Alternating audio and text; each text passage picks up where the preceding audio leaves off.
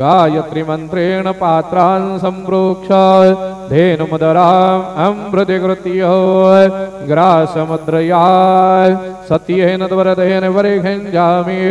ॐ प्राणाय स्वाहा ॐ अपानाय स्वाहा ॐ व्यानाय स्वाहा ॐ उदानाय स्वाहा ॐ समानाय स्वाहा ॐ ब्रह्मणे नमः।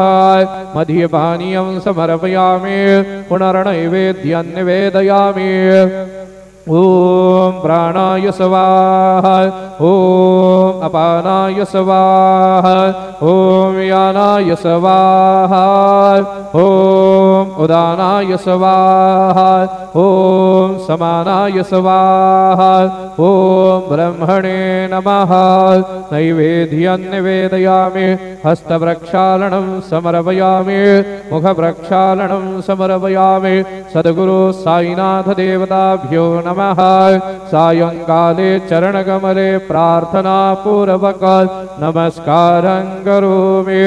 श्री सच्चिदानंद सद्गुरु साईनाथ महाराज के जय।